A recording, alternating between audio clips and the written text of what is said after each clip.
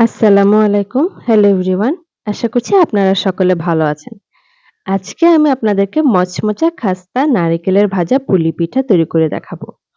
আজকে সংরক্ষণ পদ্ধতি সহ নারিকেলের ভাজা পুলি পিঠার বিভিন্ন টিপস অ্যান্ড ট্রিকস শেয়ার করব। তাই চেষ্টা করবেন সম্পূর্ণ রেসিপিটা খুব ভালোভাবে দেখার জন্য। আর এই রেসিপিতে যদি পিঠাটা তৈরি করে থাকেন তাহলে কিন্তু আপনারা ৩ দিনের মতো এই ভাজা পুলি পিঠাটা নরমালি রেখে খেতে পারবেন। এছাড়া ৭ দিনের মতো কিন্তু ফ্রিজে রেখেও পিঠাটা খেতে পারেন। তাছাড়া আপনারা কিন্তু চাইলে ডিপ ফ্রিজে এটি সংরক্ষণ করতে পারেন। তো চলুন আজকের এই রেসিপিটা দেখে নেওয়া যাক।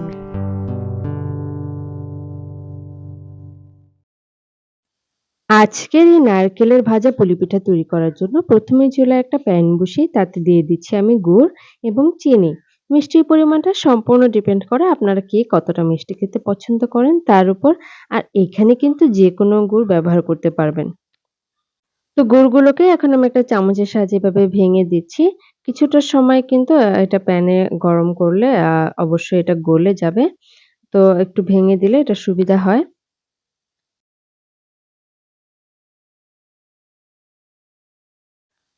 দেখতেই পাচ্ছেন গুড়গুলো কিন্তু আমার গলে গিয়েছে। এই পর্যায়ে আমি এখানে দিয়ে দিচ্ছি প্রায় ১.৫ কাপের মতো কোরানো নারকেল। নারকেলটাকে এখানে আমি বাজার থেকে কিনে এনে তারপর কোরানো দিয়ে কুড়িয়ে নিয়েছি। আপনারা কিন্তু চাইলে প্যাকেটজাত নারকেল যেটা পাওয়া যায় সেই গুঁড়াটাও ব্যবহার করতে পারেন। তো এখন একটা চামচের সাহায্যে ভালোভাবে নেড়েচেড়ে গুড় ও চিনির মিশ্রণের সাথে নারকেলটাকে মিশিয়ে নিচ্ছি। এখন আমি এই নারকেল ও গুড়ের মিশ্রণটাকে জাল করে নেব বেশ কিছুটা সময়। জাস্ট নারকেলটাকে একটু সেদ্ধ করে রান্না করে নেওয়া পর্যন্ত। দেখতেই পাচ্ছেন নারকেলে কিন্তু বুদবুদ বলক চলে এসেছে। এই পর্যায়ে এখানে আমি দিয়ে দিচ্ছি ১ কাপের মতো তিল। এখানে কিন্তু তিলটা অপশনাল। আমার হাতের কাছে ছিল বিধায় আমি দিয়েছি। তিলটা দিলে কিন্তু এটা খেতে ভালো লাগে। যখন পিঠার কামড়ে, কামড়ে তিলটা পড়ে তখন কিন্তু একটা অন্যরকম টেস্ট হয়। সেজন্য আমি এটা দিয়েছি।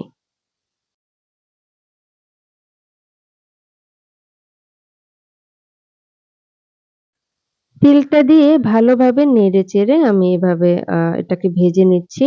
গুড়ের পানিটা শুকিয়ে নেওয়া পর্যন্ত কিন্তু ভালোভাবে নেড়েচেড়ে আমি এটাকে শুকিয়ে নেব।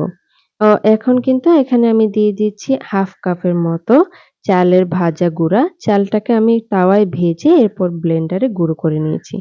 আর অল্প একটু পরিমাণে এখানে আমি দিয়েছি পানি। তো এই মিশ্রণটাকে কিন্তু এখন আমি ভালোভাবে নেড়েচেড়ে মিশিয়ে নেব গুড় ও নারকেলের মিশ্রণের সাথে।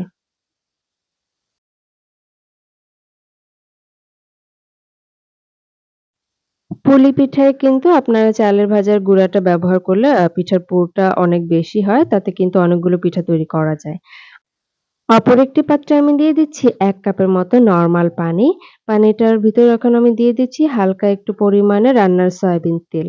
তো পানিটা ফুটে বলক চলে আসলে সেখানে আমি দিয়ে দিচ্ছি প্রায় ৩ কাপের মতো চালের গুঁড়ি। আপনারা কিন্তু চাইলে ময়দা দিয়েও এই পিঠাটা তৈরি করতে পারেন। তবে চালের গুঁড়ি দিয়ে তৈরি করলে একটু বেশি মচমচে হয়। এখন আমি ভালোভাবে নেড়েচেড়ে চালের গুঁড়িটাকে সেদ্ধ করে নেব। এই কাজটা কিন্তু খুব সময় নিয়ে ধীরে, ধীরে করতে হবে। এরপর এটাকে একটু ঠান্ডা করে তারপর আমি হাতের সাহায্যে এভাবে মথে একটা ডো তৈরি করে নেব। আমি মসৃণ একটা ডো তৈরি করে নেব, রুটি বেলার ডো।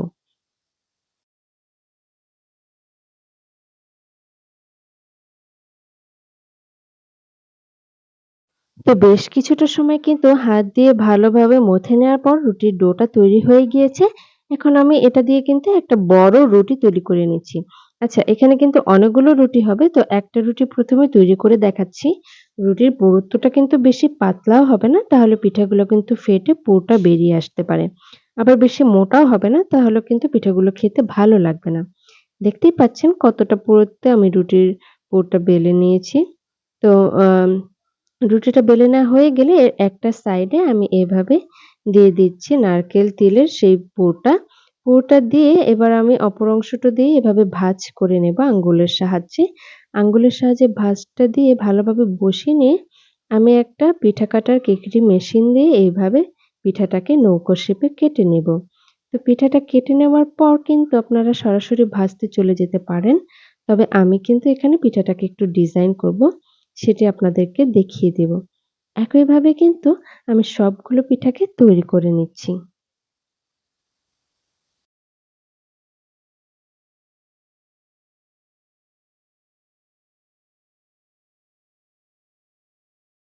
তো আমার সবগুলো পিঠা তৈরি করা হয়ে গিয়েছে। এ পর্যায়ে দেখতে পাচ্ছেন আমি হাতের সাহায্যে এইভাবে কিন্তু চেপে, চেপে পিঠাগুলোর সাইডে বাড়তি অংশটা দিয়ে একটা ডিজাইন করে নিচ্ছি। এভাবে ডিজাইনটা করে নিলে কিন্তু পিঠাটা দেখতে অনেক বেশি সুন্দর হয়। একইভাবে কিন্তু আমার সবগুলো পিঠা তৈরি করে নেওয়া হয়ে গিয়েছে। দেখতেই পাচ্ছেন মাশাআল্লাহ কতটা সুন্দর হয়েছে আজকের এই পিঠার ডিজাইনটা। অনেক বেশি সুন্দর হয়েছে আজকের এই পিঠাটা। আপনারা কিন্তু ভিডিওতে দেখতে পাচ্ছেন। এখন কিন্তু আমি পিঠাগুলোকে ভাজতে চলে যাচ্ছি। চুলায় একটা পিঠা ভাজার কড়াই বসিয়ে দিয়েছি। তাতে দিয়ে দিচ্ছি পর্যাপ্ত পরিমাণে রান্নার সয়াবিন তেল। তেলটা কিন্তু ভালোভাবে গরম হয়ে আসলে এরপরে একে, একে পিঠাগুলোকে ছেড়ে দিচ্ছি। একসাথে বেশি পিঠা দিতে যাচ্ছি না, তাহলে কিন্তু পিঠাগুলো উল্টাতে সমস্যা হতে পারে। তো বেশ কিছুটা সময় কিন্তু আমি নাড়িয়ে চাড়িয়ে পিঠাগুলোকে লাল করে ভেজে নেব।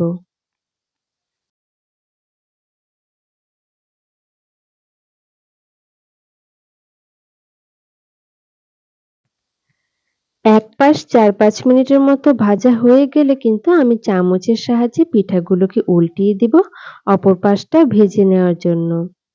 আপনারা কিন্তু চাইলে এই পিঠাগুলো ভেজে একটা ভালো বক্সে করে রেখে দিতে পারেন বেশ কিছুদিন পর্যন্ত। আর যদি ডিপ ফ্রিজে সংরক্ষণ করতে চান, তাহলে কিন্তু একটা এয়ারটাইট বক্সে অথবা জিপার লক ব্যাগে করে সংরক্ষণ করতে পারেন। যখন প্রয়োজন হবে তখন নামিয়ে কিন্তু তেলে এভাবে ভেজে নিতে পারেন। তো দেখতে পাচ্ছেন আমার পিঠাগুলোর কালার কিন্তু অলরেডি চেঞ্জ হয়ে আসছে। আমি এই পিঠাগুলোকে আরো একটু লাল করে মুচমুচে করে ভেজে নেব। এখন আমি একটা ছাঁকনির সাহায্যে পিঠাগুলোকে তেল ছেঁকে তুলে নিচ্ছি। দেখতেই পাচ্ছেন কতটা সুন্দর কালার এসেছে পিঠাগুলোর।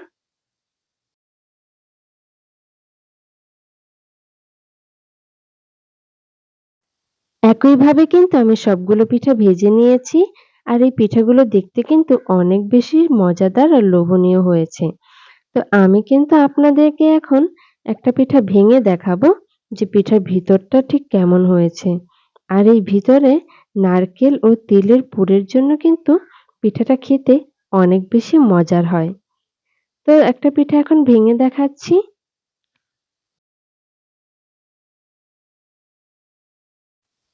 এই পিঠাটা কিন্তু আপনার বাড়ির বাচ্চা থেকে বুড়ো সকলে অনেক বেশি পছন্দ করবে।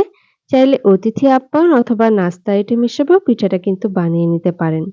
কেমন লাগলো আমার আজকের রেসিপি অবশ্যই আমাকে কমেন্ট করে জানাবেন। সবাই ভালো থাকবেন, সুস্থ থাকবেন। আল্লাহ হাফেজ।